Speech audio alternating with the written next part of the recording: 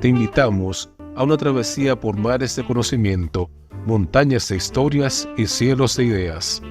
Descubramos juntos la magia oculta en cada rincón del papel, viviendo un libro a la vez.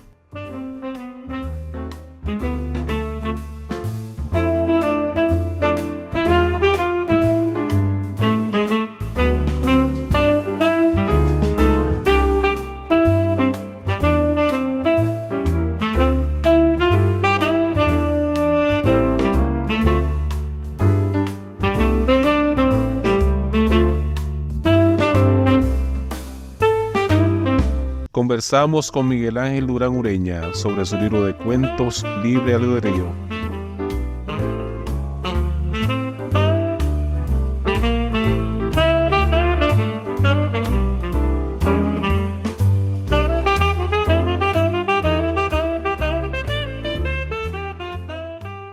Miguel Ángel Durán Ureña nació en La Vega, República Dominicana.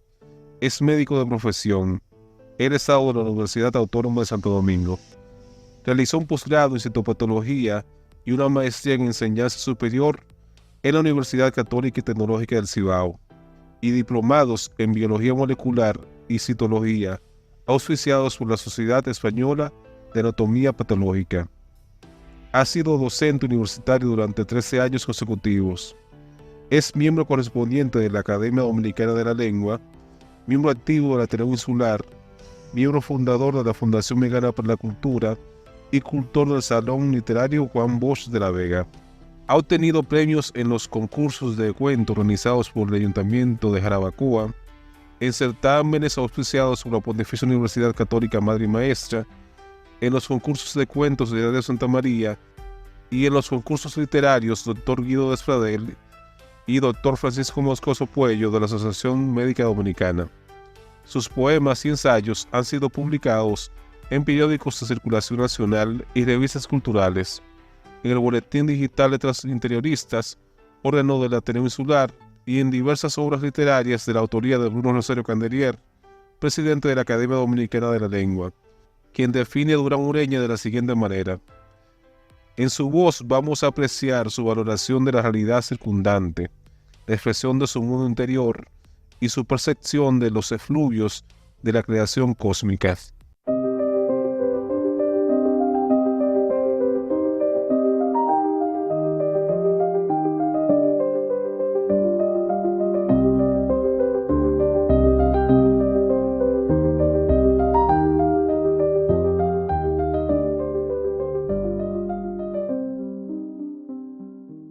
La verdad y la duda. Estando yo en mi casa, sosegado, sentí la sabia sensación de que uno de los libros de la repisa me miraba. Dirán que los libros no tienen ojos para ver ni oídos para oír. Es razonable, es indiscutible. Sin embargo, yo seguía percibiendo esa extraña sensación dentro de mi más profundo ser, la misma extraña sensación que se siente cuando alguien nos mira de reojo y provoca misteriosamente el deleite de rascarse detrás de una oreja. De lo que sí yo estaba seguro era de que esa extraña emoción venía de uno de los anaqueles. Pensarán que yo estaba loco en ese momento. Hasta yo mismo lo creo así. El embrujo de ese libro hizo que me dirigiera hacia el anaquel con mucho cuidado. Recuerdo que caminé como sonámbulo. Al detenerme junto a la repisa, me llevé la sorpresa de que ese misterioso libro era un simple diccionario. Antes de tomarlo, me distraje leyendo unos párrafos sobre la Ilíada y la Odisea de Homero. El bla, bla, bla de un televisor que también estaba en el salón comenzó a distraerme y a molestarme. Lo apagué de inmediato para que no continuara distrayéndome con el montón de basura que escupía. Después de la distracción, volví a tomar el libro. Su portada exhibía la foto de una hermosa druida. La miré, nos miramos, la miré de nuevo hasta que pude dar con su vehemente afán de yuxtaponer sus ojos con los míos y confundirnos. me permitió entrar en su mirada, y su mirada era un laberinto que conducía inexplicablemente hacia el interior del libro. Ya dentro del libro, tropecé con un ventrículo lleno de ventanas. Descubrí que todos los libros tienen porosidades y ligerezas por donde uno puede entrar. Si usted se concentra, puede estar seguro de que encontrará miles de ventanas de diversos colores que lo conducirán, si se deja llevar por alguna duda que a su paso puede encontrar, dentro de infinitesimales mundos imaginarios habidos y por haber. A veces podríamos encontrarnos dentro de un espacio no razonable, imaginario, pero al mismo tiempo real.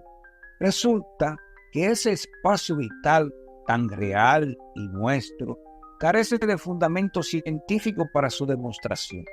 No obstante, es único, es nuestro y no se puede compartir con nadie.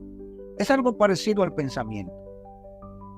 En aquel momento el libro y yo representábamos un tesoro de posibilidades que dependía de la elección concienzuda entre las ventanas existentes y mi conciencia. Algunas, por supuesto, eran más angostas que otras, pero el tamaño parecía no tener importancia, puesto que cualquiera de ellas se dilataba y amoldaba fácilmente a mi cuerpo.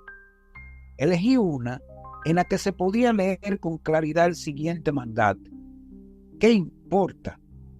Ocúpate de ser tú mismo. No puedes entender lo que es verdad o lo que es mentira. Entendí que esa frase puede conducir al autodescubrimiento, por lo que me sentí más interesado que nunca. Decidí seguir leyendo hasta la siguiente proposición.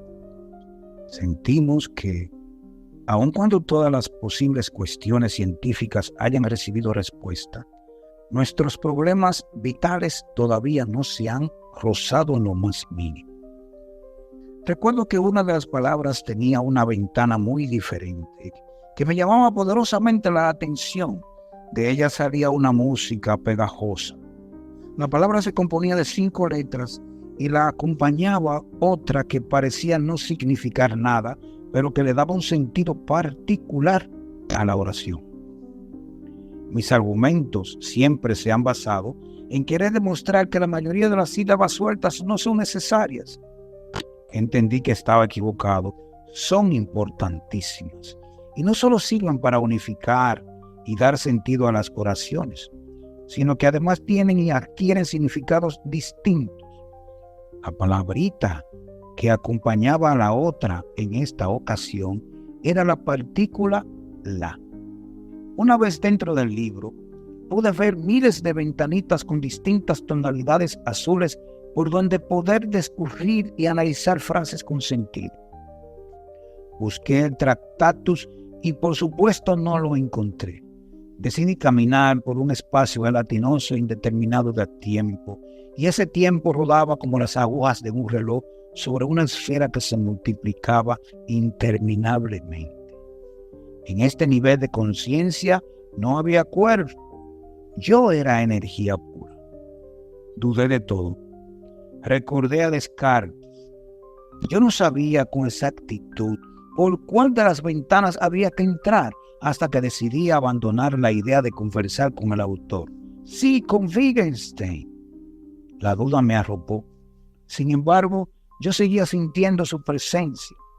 Sin duda, el espíritu de Wittgenstein estaba dentro del libro. Éramos sustancia etérea. ¿Cómo la ciencia no ha podido demostrar eso? Subí varios escalones hasta llegar a una especie de púlpito donde se leía nivel 2 de conciencia. Empujé con el dedo índice una ventana que estaba frente a mí y sus eslabones chillaron por falta de lubricación. Nada. La pequeña y enigmática ventana me condujo a otro diccionario que solo tenía y definía el concepto de verdad. Entendí que la fortaleza de la concepción de la Vega pudo haber existido y parece que todavía existe. Leí sobre la verdad subjetiva y la verdad objetiva. Entendí que la verdad solo existe en un momento, por tanto es como el río de Heráclito. Yo estaba más que sorprendido y me preguntaba cómo era posible que existiera un diccionario 100 veces más grande que el Larousse solo para definir el concepto de verdad. Dicho sea de paso, mi pequeño Larousse ilustrado solo definía verdad, no la verdad. Pensé que era interesante, así que me quedé un buen rato manoseando al gigante, mirando y tocando sus miles de ventanas que no eran más que pequeños túneles que conducían a nuevos significados. Después de haber cruzado por 3 de las vías y entendido algunas definiciones de la verdad, me vi dentro de otro grande y pequeño salón. Fue asombroso. Yo juraba que estaba en el mismo lugar, pero no era así. En este vi cosas de gran valor, muebles estilo Felipe II, cuadros de Antoine Watteau, de Goya, de Tiepolo, las 12 novelas de Calderón de la Barca, libros formados por Jean de La Fontaine, el concepto de la angustia de Kierkegaard, partituras originales de Schoenberg, Stravinsky, Leonard Bernstein, entre otros, y un espejo con un marco estilo rococó pegado a la pared. Todos estos objetos estaban llenos de poros por donde yo podía entrar. El piano que estaba adosado a la pared me llamó mucho la atención, aunque más bien parecía un clavicordio. En implacable tiempo le había levantado 7 teclas del centro del teclado y el viento lo había cubierto de un polvo gris casi blanco. Con mi razón tirada sobre esos enseres, me vi obligado a pulsar la posición de la nota La, tratando de que ésta volviera a su posición original. Pero qué coincidencia, amiguita, me dije. Yo creía que usted era una simpleza de sonido que solo servía de láser para formar oraciones con o sin sentido, pero ahora veo que no. Usted brinda un sonido musical exquisito. Además, pertenece al sonido musical que resuena en el universo de las cosas. Y no solo eso, cuando usted suena, emite vibraciones. Significa que todas las palabras y toda forma de comunicación, en fin, es música. Y proseguí.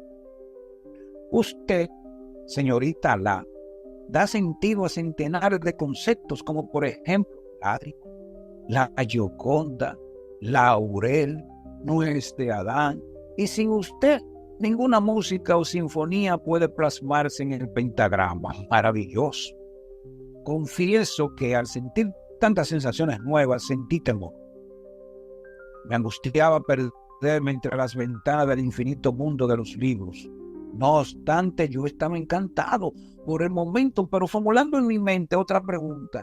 ¿Dónde estarán los ojos de la druida y la ventana por donde entré a este enigmático libro? En ese momento recordé la novela infantil Charlie y la fábrica de chocolate de Roald Dahl.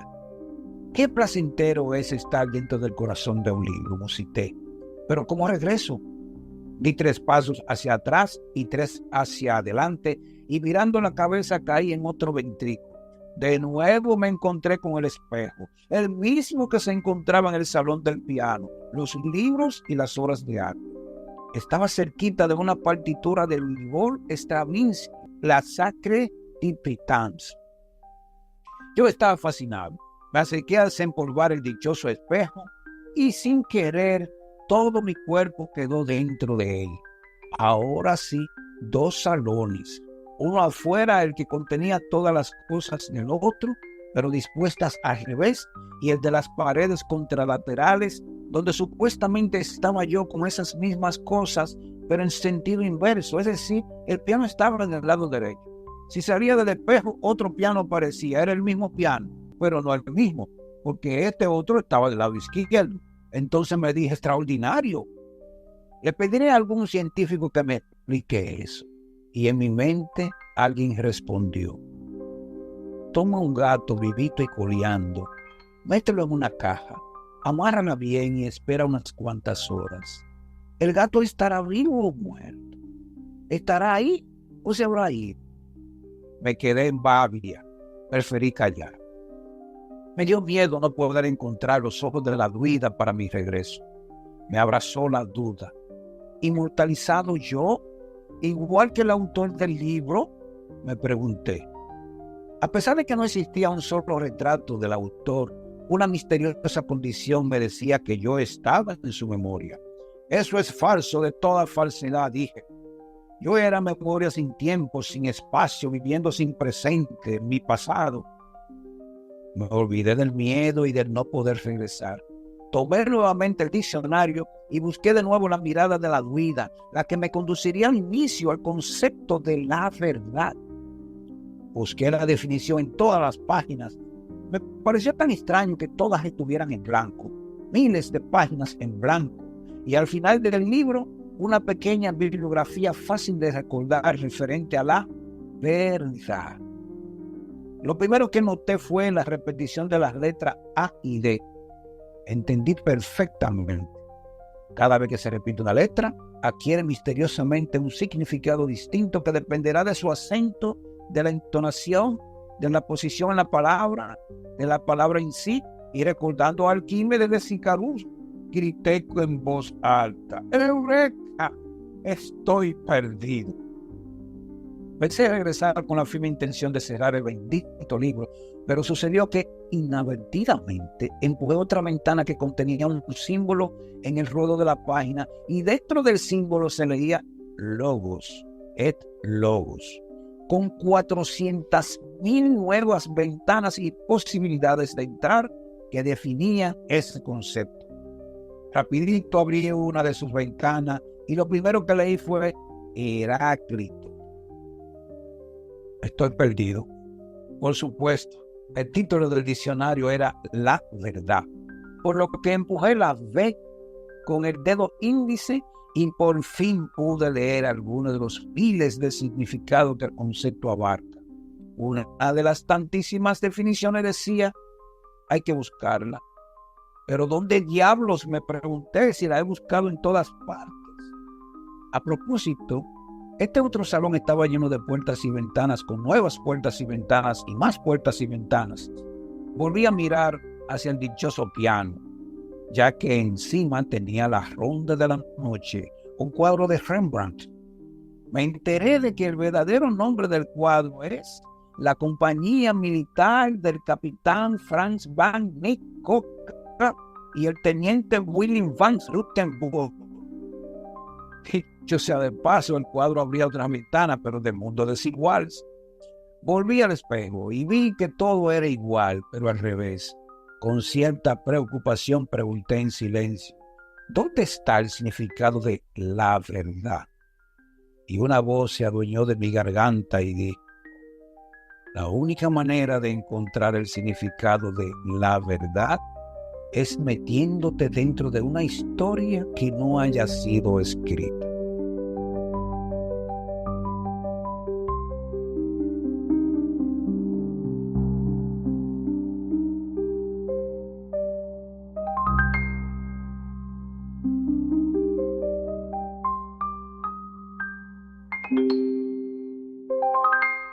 Y bien, así iniciamos un nuevo episodio de Textura Literaria de Papel Maché.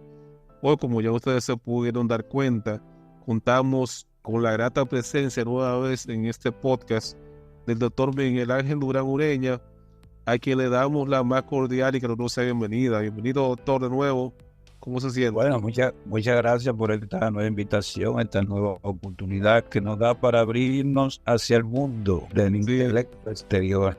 Sí, precisamente el cuento que usted acaba de leer habla mucho de eso, del mundo de los libros y la posibilidad que el libro siempre brinda, ¿verdad? Sí, no, por supuesto, cada libro es el alma de un autor, más allá de la conciencia misma, porque o son experiencias hechas ficción, o es ficción hecha experiencia. La verdad es que, como decía Sábato de la Argentina, cada novela, cada cuento lleva en sí una verdad. Y este cuento se trata precisamente de definirlo. Bien, hablando de esos autores, como usted menciona ahí a Sábato, ¿qué autores, tanto dominicanos como extranjeros, usted admira y de alguna manera han podido influir en la forma en que usted narra? Yo sé que Juan Bosch es uno de ellos, porque ya anteriormente habíamos hablado de la cuentística de Juan Bosch en el último programa, pero aparte de Juan Bosch, ¿quién más en cuanto a los dominicanos? Te voy a decir sinceramente, Uno es lo que han hecho de uno, gente de uno, y lo que uno se ha prometido ser luego. Uno es todos los libros que uno ha leído. En el caso particular, un servidor, yo no puedo definir que ningún autor me haya provocado interés de tomar su estilo, pero definitivamente en el fondo quizás es una mentira decir que uno no pretende copiar a ningún autor en su estilo, sino que subconscientemente se le van pegando cositas a uno. Por ejemplo, en lo que tú mencionaste a Juan Bosch. Juan Bosch para mí, que es compueblano mío, escritor de La Vega, político, no hay que hablar de Juan Bosch, todo el mundo sabe quién es Juan Bosch. Quizás es el más grande representante de la cuentística en Latinoamérica, por lo menos así yo lo creo. Juan Bosch, su cuento siempre definen en el fondo una verdad filosófica, una verdad política, una verdad de ¿cómo se llama?, nacionalista. Y también, como nuestra tesis en el ensayo de la prosa poética de Juan Bosch también es un gran poeta. Incursionó en la poesía en todos sus escritos literarios, en La Mañosa, en sus novelas, pero sobre todo en su cuento, que es donde yo más he estudiado, y a propósito del libro que publiqué hace un año ya. Sus cuentos están llenos de poesía, pero cuidado también, porque sus cuentos están llenos de filosofía, sus cuentos están llenos de política, de una política que, dicho sea de paso, uno de los grandes méritos del escritor es precisamente que tiene que vivir su momento y escribir a favor de la sociedad. Y ese era nuestro Juan Bosch. Después, saliendo de La Nación, es difícil que a una persona que escriba narrativa no le guste Kafka. Es muy difícil. Es posible que a una persona que le gusta la narrativa no le guste Juan Rulfo.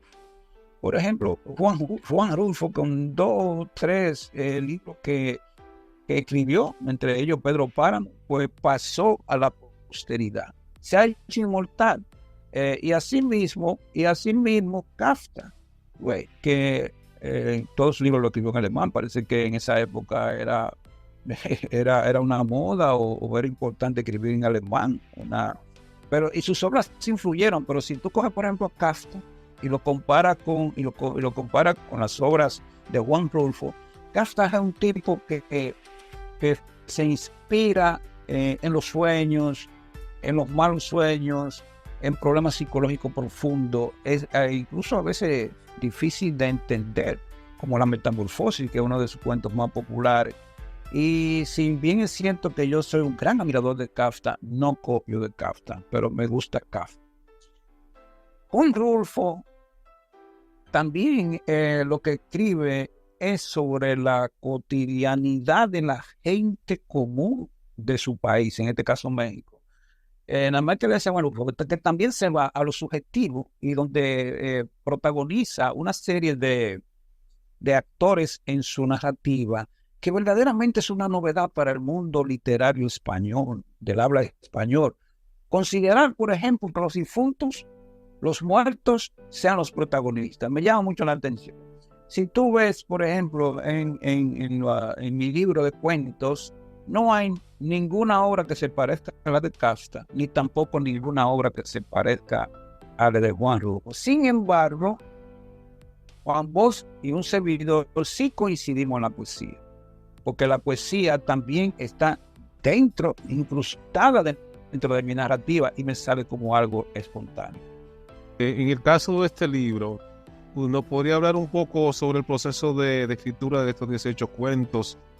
Más o menos qué tiempo le tomó y cómo fue ese proceso y cuándo decidió usted que quería publicar un libro de cuentos, porque me imagino que comenzó a escribir un cuento y después vino el otro No, tú sabes que pues este tipo de libros se van formando con el tiempo.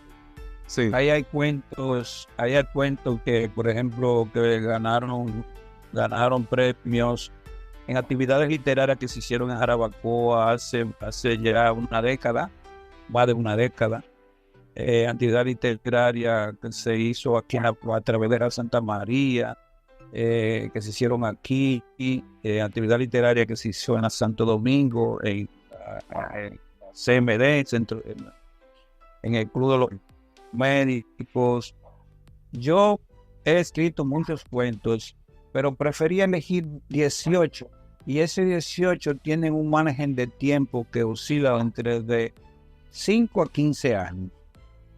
Volando muchos cuentos que no quise publicar para no... Tú sabes que la gente de hoy prefiere libros cortos. Y si tú te pones a publicar libros de 300 páginas, pues se asustan. Pero yo preferí hacer una síntesis de 18 cuentos que te conduzcan a un libre albedrío que es arte. Vale decir que cada cuento de estos que están en este libro, llamado Libre Albedrío, tiene dos caminos, el bien o el mal. Y esa es la característica principal de este libro, y también por eso su subtítulo, Libre Albedrío. Parece un título filosófico si se quiere, religioso si se quiere también, porque sabemos que las diversas religiones han tomado este concepto para precisamente definir la parte angustiosa del ser humano, que a veces no sabe elegir el bien o el mal.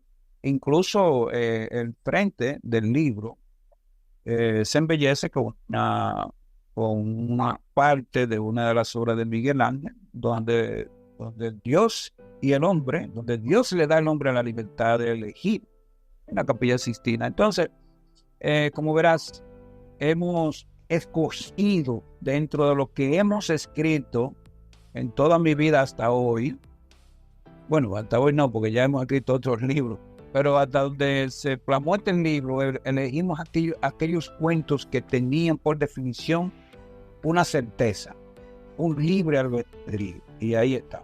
Doctor, ¿cuáles son, si lo ha podido identificar, los temas que permean estas historias? Bueno, ya usted nos ha adelantado algo, porque el libre albedrío es como el tema que unifica el título del libro. El título del libro albedrío es el título de cada uno de los cuentos, si se quiere, pero es el fundamento filosófico de cada cuento. Pero los títulos son diversos y tratan sobre todo de condiciones disímiles, condiciones muy dolorosas, si se quiere, o condiciones donde hay que saber discernir lo mejor o lo peor.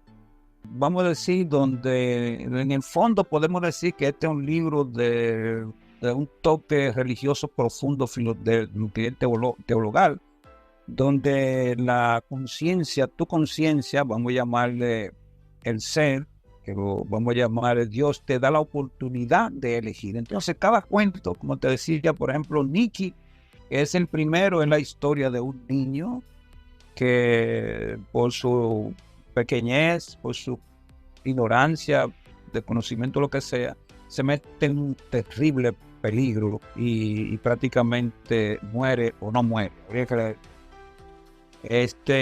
Troy es una historia basada en un hecho real de la invasión de los Estados Unidos a Vietnam, donde un soldado, pues nada, vamos a decir que el autor lo resucita y forma parte de nuestro modo vivendi. ¿Y qué pasa por ahí? Mac es un cuento subjetivo de una condición psicológica profunda de un niño que dice que es una guagua. Este es un cuento que se puede valorar dentro de la psicología. Y así te puedo seguir diciendo. Cuando usted mencionaba lo de la conciencia, me acordé, porque yo participo en un grupo que nos reunimos todos los meses a discutir temas de filosofía. Y el tema de la conciencia es el tema más difícil de la filosofía. Se considera el tema central, más difícil de tratar, de definir, qué es la conciencia. Ciertamente, porque para definir la conciencia, pues los grandes pensadores, filósofos, todos los filósofos han tratado de decir algo, pero hay unos que le proyectan la conciencia hacia afuera, hay otros que proyectan la conciencia hacia adentro del ser, etcétera. La verdad que hay que leer mucho y hay que leer mucha filosofía para tener una definición más o menos.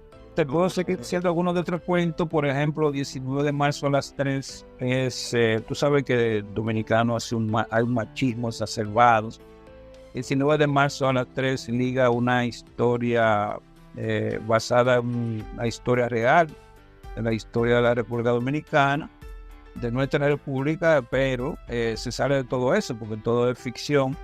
Y este es un señor que mata a su señora y se ven allá en el cielo y nada, y allá la señora lo vuelve a él mangú, vamos a decir así.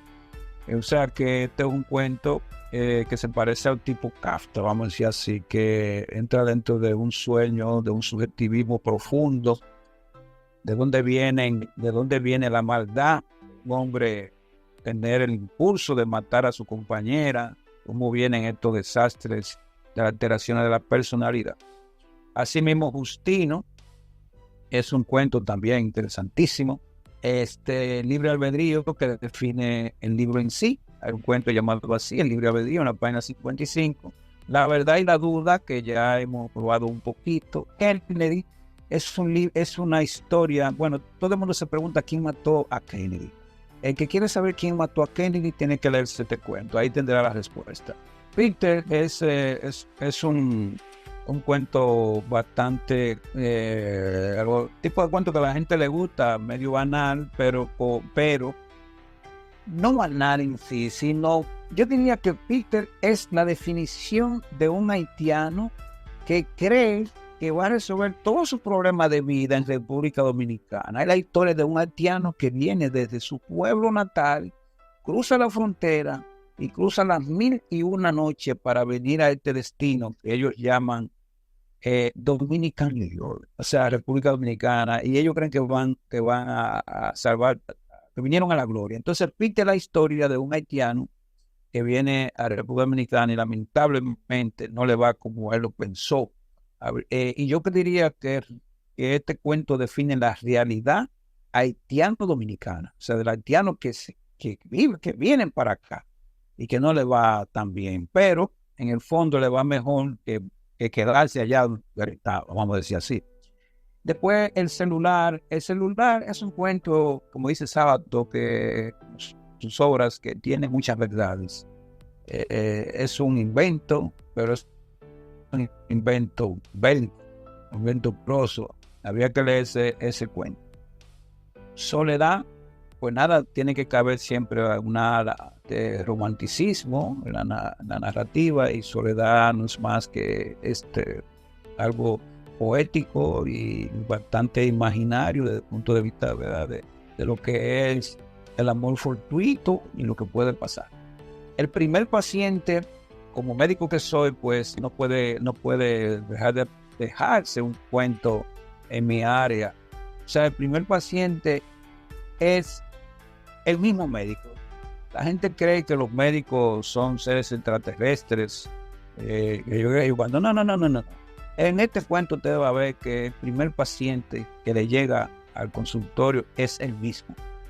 Después está el cuento de Jaraba, que está en la página 97, que muy bien describe, o yo diría que pudiera ser un título que define de dónde viene el nombre de Jarabacoa, que aquí no es más que la historia de una aborigen. Interesante. Lebrun, el nombre es real, un haitiano que gobernó La Vega en su momento y dejó su corazón enterrado en un parque de aquí de La Vega. Eso hay que leérselo porque Lebrun vivió y gobernó aquí en La Vega y dejó el corazón en una caja metálica sembrado en uno de los parques de La Vega. Hay que leerse ese cuento ficción. Badu también es la historia de la negritud. O sea, Badu representa al primer negro que llegó a este país. Y después viene en la página 113, el milagro de la ceiba. Vivimos en un país tropical, en un país muy seco, que llueve por su temporada, pero se nos reseca la tierra con este gran sol que tenemos, como por ejemplo por ahora. Y El Milagro de la Ceiba es un cuento maravilloso. Después tenemos Adán y la ramita de manzano. Es una historia, si se quiere, religiosa, donde da una respuesta al origen de la vida desde el Génesis. Y la destrucción del mundo, ya este libre albedrío final, si se quiere, está diciendo cómo será que se acabará la humanidad. Lamentablemente es un cuento bastante pesadito, si se quiere, pero si lo leen con detenimiento se darán cuenta que todo lo que se dice ahí puede ser verdad.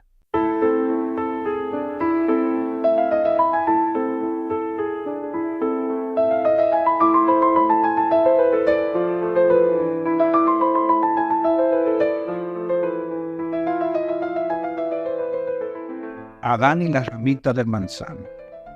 Todos esos nombres salen de mi boca, como si hubiesen existido mucho antes en mi memoria. Él los metió en mi cabeza.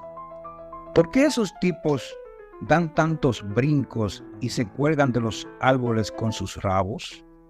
Somos un tanto diferentes, Isa. Ellos están llenos de pelo y tienen largas extremidades. Además tienen rabos que se agarran de cualquier cosa y hacen muecas. Pelos, brazos, dedos, piernas, rabos, extremidades. ¿Cuántas palabras? ¿Y por qué comen esas cosas? ¿Cuáles cosas, Isa? Bueno, comen de todo, sobre todo frutas. Necesitan alimentarse al igual que nosotros. En realidad, somos parecidos. Nosotros, vosotros, ellos. Sí, nosotros, tú, yo y ellos.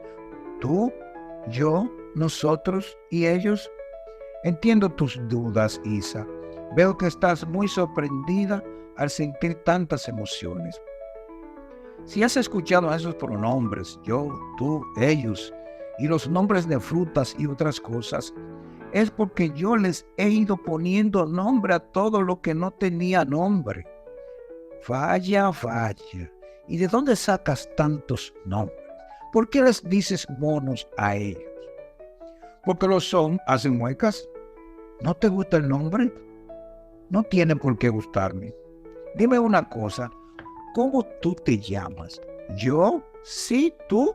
Me llaman Adamán. Pero hay más monos sin rabos aquí en el paraíso. ¿Sabes algo? No me gusta tu nombre, es muy largo, te pondré Adán. Es igual y suena mejor, Adán. Me gusta. Llámame así, Adán. Suena bien. ¿Acaso fuiste tú quien me puso varona? A mí me gusta y no me gusta. No fui yo, fue él quien te lo puso. ¿Él? ¿Quién es él?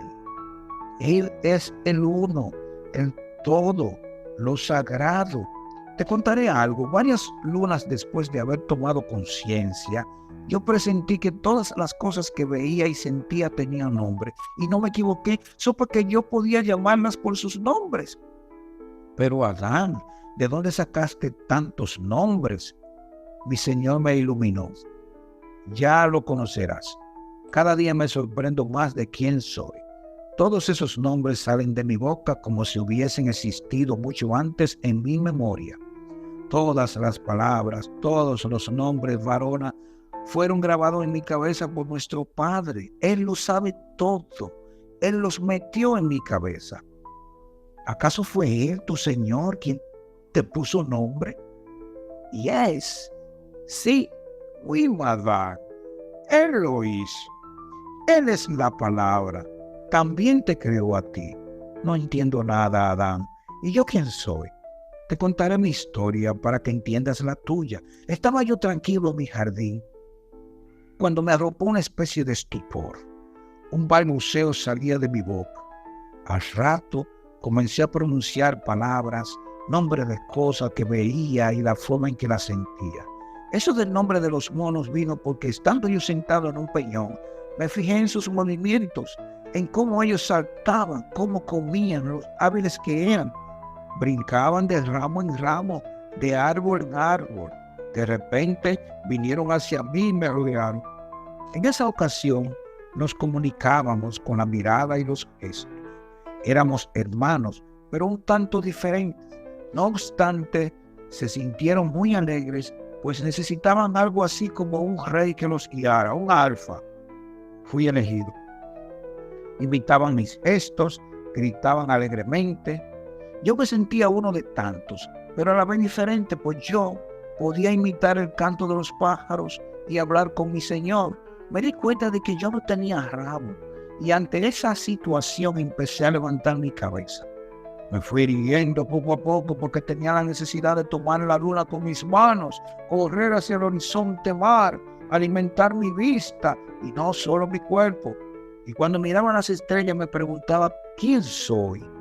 De repente un día todos se marcharon, me aborrecieron. Días después volvieron muy agresivos, ya yo no era el alfa. No querían aceptarme en su manada. Tampoco quisieron que compartiera con ellos los frutos del manzano que estaban en el mismo centro del paraíso. Sucede que este Edén, donde estamos, está situado en el medio de dos ríos y gracias a la cantidad de árboles que tenemos aquí, no quema el sol. Abunda el agua y los peces crecen muy bien, y las nueces y toda clase de fruta, contrario a lo que sucede en el desierto. Entendí que no todo era gloria. Te confieso que me sentí inferior a mis primos, los monos, hasta que Yahvé, mi Dios, me sopló y colocó en mi garganta una ramita que tomó del manzano. Ese día posó sus manos sobre mi cabeza y me bendijo. Confieso que me sentía solo en este paraíso de cosas. Además no tenía con quién jugar. Me escondía de los primos para evitar confrontaciones con el nuevo alfa. Hasta que un día apareció Yahvé, mi Señor, delante de mis ojos apareció. Ese día se detuvo largo rato mirando a mis primos. Igual que yo, gozaba viéndolos saltar de rama en rama y se regocijaba de haberlos creado. Lucía tan contento que se animó a brincar, a hacer ademanes y gritar como ellos lo hacían así, mientras tomaba alguna de las frutas del árbol aquel para tirársela y ver cuál de ellos era el más astuto. Mis primos, en vez de comerla, se la devolvían a mi Señor. Creí que el Señor me tiraría una a mí. Yo lo deseaba, pero no lo hizo. Por primera vez en mi vida sentí envidia. Él me miró y yo lo miré. Se dio cuenta de que yo sentía celos, que sentía envidia. Fue entonces cuando corrí hacia el manzano y cuando iba a tomar una de sus frutas me paró en seco y me dijo, caca, no. No puedes comer esa fruta a la mano. No son para ti. Si la comes, te caerán mal. Mejor fíjate en las naranjas, los limones o el brócoli. Pero manzanas, hijo mío, no. Es comida de monos. Ven aquí. Acércate, por favor. Entonces Yahvé cortó una ramita del manzano, como te había dicho, y la dobló en forma de herradura. Por primera vez y con voz de mando me llamó por mi nombre. Adamá, ven aquí, acércate, me dijo. Por lo que veo, no eres tan peludo como tus primos y además no tienes rabo. Te dirán mono, bolo. Excúsame, Adamá, es que me da risa. No te molestes conmigo. Quiero decirte algo. No es bueno que estés solo. ¿Te unes a la manada o te busco una compañera? A ver, ¿qué decides? Una compañera, mi Señor, y que sea como yo, sin rabo. Así será, pero antes hagamos una cosa. Me miró y posó sus manos sobre mi cabeza. Luego levantó mi barbilla y presionando fuertemente mi cuello, sopló sobre mí y colocó allí la ramita del manzano como si fuese un collar, pero bien apretado y metido con fuerza debajo de mi piel hasta que me hizo sangrar. Te confieso que casi me ahogo. La empujó hasta donde dice Cirilo. En realidad pensé que él quería atorarme. Por un instante no pude respirar, se me salieron las lágrimas y me asusté. Entonces él me miró nuevamente a los ojos y me dijo, qué bien te quedó. Ahora trágate esta nuez. Ahora te veo mucho mejor. Lo importante es que con esa ramita y esa nuez hablarás con tono grave y más claro. Y articularás mejor las palabras para que te comuniques con tus vástagos. Entonces tomó el dedo índice de mi mano derecha y lo juntó con el suyo, traspasando así mi mente los sabores que tienen que ver con el dominio de casi todo lo creado y los conceptos que lo definen. El dolor en la garganta se me fue yendo despacio. Por primera vez imaginé elefantes, frutas y golosinas y comencé a pensar. Pensé comer de la fruta del manzano y me espanté. Experimenté cosas que mi cuerpo, bueno, luego me sentí genial, distinto, pero cuando me percaté de que verdaderamente yo no necesitaba, de que mi antigua familia sí que lo necesitaba, y bien largo, que esa condición era una de las tantas razones por las que me asediaban, por las que me veían diferente, por las que me echaron del paraíso. En realidad, ellos tenían razón. Sin embargo, nunca sabrán lo inútil que me sentía frente a ellos al observar el poder que tenían para saltar de rama en rama, mientras que yo no podía juguetear como yo lo hacía. Sentado en mi roca, cerca del manzano, me pregunté, ¿quién soy? ¿De dónde vengo? Sorprendido, bajé por un sendero con el firme propósito de aprobar la dichosa fruta. Pero me detuvo una voz que dijo, ¿a dónde vas, Adama? A beber agua, respondí un tanto asustado. Cuando calme tu sed, ocúpate de poner nombre a las cosas que faltan. De ahí lo del mono, dijo entonces la varona. Así es. Y llamé a uno de ellos, ¡hey, mono! ¡Hola, mono! Pero los monos no me respondían. ¿Y por qué no te respondían? Porque no entendían mis palabras. ¿Y por qué no entendían tus palabras? Porque los monos no pueden hablar. Mi Dios no les puso la ramita de manzano ni tampoco la nuez. ¿Y por qué? Cállate, cállate, que me espera, mujer. Me está cansando con tantas preguntas estúpidas. Entonces, Yahvé apareció de repente y dirigiéndose a Adán le dijo, sálganse del jardín ahora mismo. Tú, varón, vivirás como un vagabundo y tendrás que trabajar para comer. Recuerda que la varona nació de ti, lo que no quiere decir que te la puedas comer viva. Desde ahora tú deambularás por los montes buscándole qué comer. No, dijo varón, prefiero irme del paraíso, prefiero irme con él. Ah, bueno, dijo el Señor, y prosiguió, por apoyar a tu compañero y sus sinvergüencerías, parirás con dolor los hijos que tendrás. Y Yahvé los sacó del paraíso y giró a la derecha. Ellos se fueron y mientras caminaban, Adán le dijo a la mujer, perdóname, varona, no quise ofenderte. Detente, mira qué lindos y apetitosos se ven los limones. No, Adán, las manzanas se ven más apetitosas. Si tú lo dices. Y caminaron hasta que se dieron cuenta de que estaban desnudos. Y los días pasaban volando como pájaros hasta que nació el primer vástago, Caín. Bueno, Isa, por haberme dado mi primer vástago, desde ahora en adelante te llamaré Eva, la que da vida. Y yo te llamaré Adán, pedazo de barro.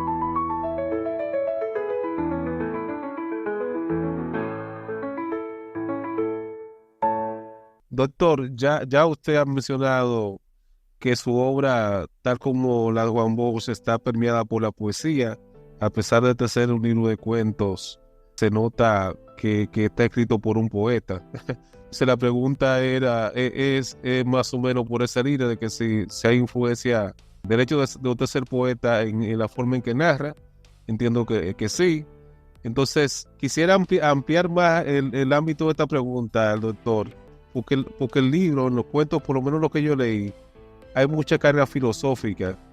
Yo creo que el libro, además de tener mucha poesía, como dice el prologuista del libro, se trata de prosa poética, ¿verdad? En muchos de los cuentos, pero también hay mucho sustrato filosófico y hasta religioso, podríamos decir, en algunos pasajes de algunos de los cuentos. Sí, Entonces, ciertamente.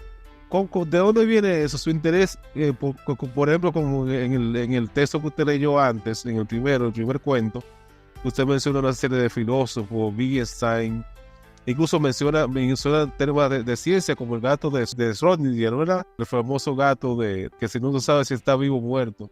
Hay muchos temas que usted toca, porque aparte de usted ser médico, también es músico, le gusta mucho la música y de hecho toca instrumentos como el piano. O sea, ¿de dónde vienen todos esos intereses que usted tiene y cómo se reflejan en su narrativa? Mira, mi vida es un poquito amplia. Sí, Yo estudié en un colegio donde tuve la facilidad. Yo me leía Julio Verne, el libro de Julio Verne, por ejemplo, Viaje al fondo de la tierra, cuando tenía 9 años, ¿sabes? ok. Entonces, ¿qué yo tú quieres decir? Pues desde primaria, pues yo he estado envuelto con los libros y con estas ficciones y estas cosas. Mi primer premio de poesía lo gané yo cuando tenía 14 años. Lo que te quiero decir es que todos estos cuentos no es más que la vida misma de uno, pero yo entiendo que este libro, Libre Albedrío, es bastante difícil, porque para entender los cuentos hay que agarrar el diccionario, hay que agarrar la historia, hay que agarrar la filosofía, hay que agarrar la música, hay que agarrar el teatro, hay que agarrar las bellas artes. Entonces, ¿qué sucede? Yo entiendo que un cuento, no me voy por la mayoría de la gente que dice que el cuento tiene que ser como que todo el mundo lo entienda. No, yo no escribo para que todo el mundo me entienda. Yo escribo es para aportar algo. Cada cuento de esto tiene que enseñarte algo. Y ese algo es algo que quizás tú no entiendas. Por ejemplo, como tú acabas de decir, hay mucha gente que desconoce, por ejemplo, sobre la física cuántica.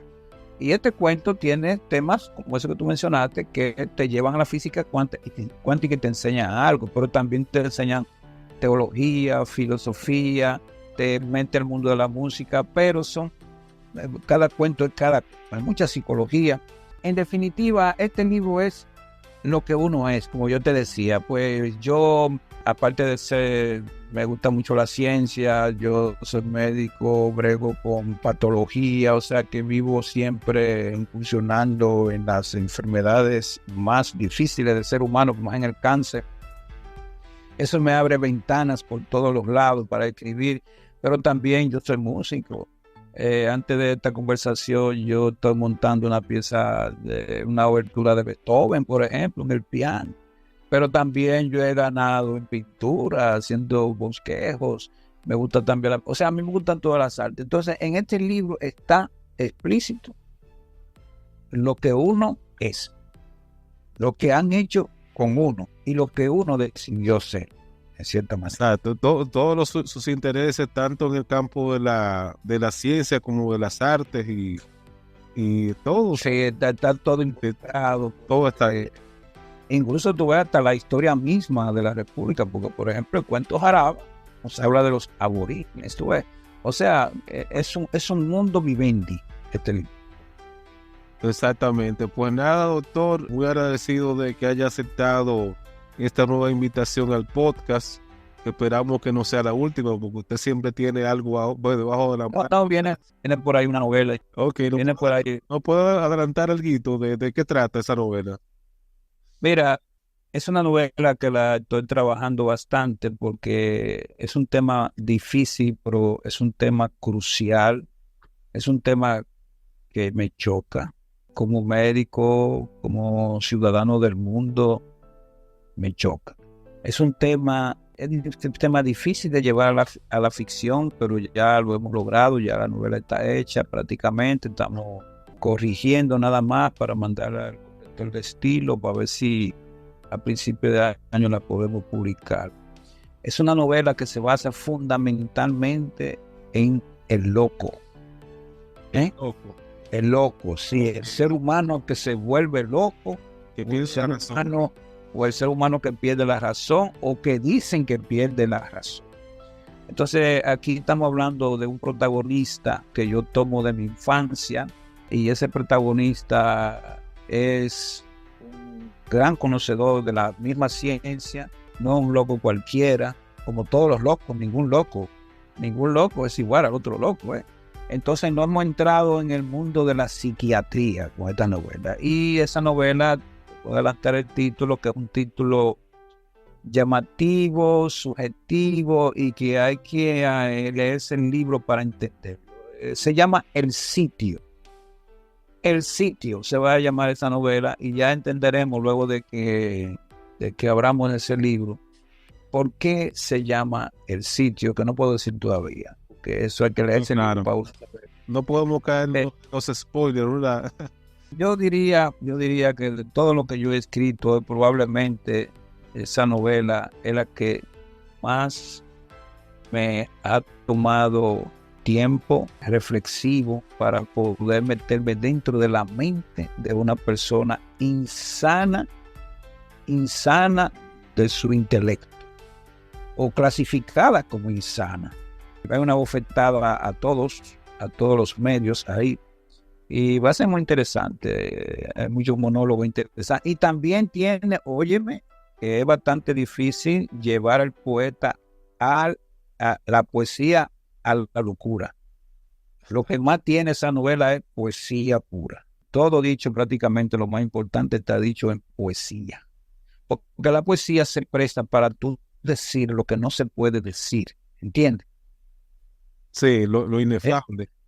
Sí. Lo inefable. La poesía se presta para lo inefable. Entonces, en este libro, pues, este libro es es una novela, una narrativa poética en un mundo de psiquiatría. O sea, que yo creo que va a ser interesante. Bueno, ya con todo eso que usted lo ha contado, ya hay que contar las horas para que llegue esa presentación de ese libro y podamos hablar de él. Y para el año que viene. Exacto. Exacto, ya este año vamos a sacarle jugo al libro de Rodrigo, ya el año que viene hablaremos de esa otra. Así mismo es. Pues muchísimas gracias, doctor, y nada, las puertas siempre seguirán abiertas aquí para usted. Gracias a usted por habernos invitado en este capítulo de lo que es valorar las artes, como está haciendo mundialmente en la literatura, una página que usted abre al mundo para el conocimiento de las mejores obras clásicas que han escrito, y aquellos nobles que, como un servidor, pues hacemos pinitos. Pues gracias a ti.